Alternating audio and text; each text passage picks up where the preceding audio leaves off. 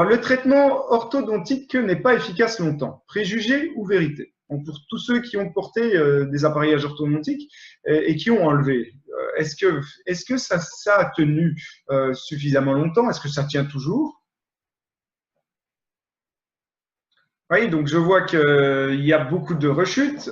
Ah, voilà, là on arrive. C'est intéressant, donc je vais y arriver justement.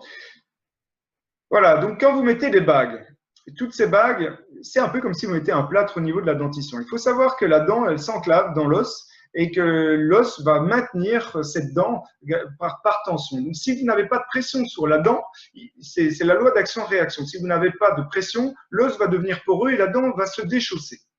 Donc, il est important de mettre une pression sur la dentition. Les dents de devant ont tendance à se déchausser parce que c'est les dents qu'on utilise le moins pour mastiquer. Donc, il faut absolument remettre de la contrainte pour que progressivement la dent remonte dans l'os et soit bien enclavée dedans. Bon, maintenant, il y a pas mal d'études depuis 1973, ou 73 pour les Français. Depuis 1973, on a une rechute.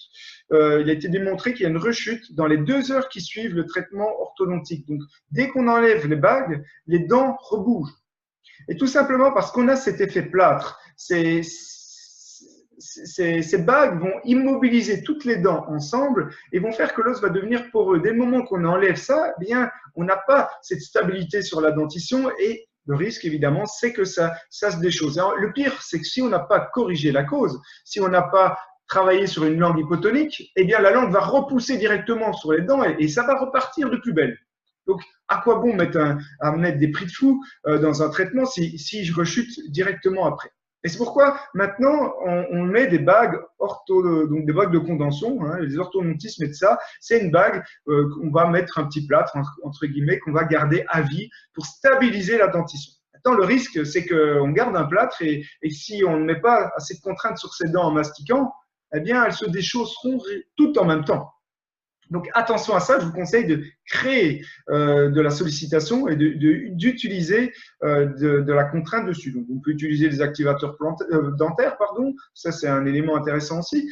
Mais déjà, mastiquer vos aliments, essayez de prendre des aliments un peu plus durs. Alors, pour éviter une rechute orthodontique, il est conseillé de renforcer la musculature, donc de la renforcer avant. Si la cause d'un trouble orthodontique est liée au muscle, c'est un peu dommage de commencer à renforcer le muscle après. Il faut déjà le faire avant. Et en plus, s'il peut favoriser un meilleur développement maxillofacial, tant mieux. Si au niveau osseux, c'est mieux, tant mieux. S'il faut accélérer le processus, mettre des appareillages avec roulettes, des écarteurs au niveau du palais et autres, ben voilà, s'il faut le faire, c'est bien. Mais à côté de ça, il faut rééduquer la musculature. C'est quand même la base.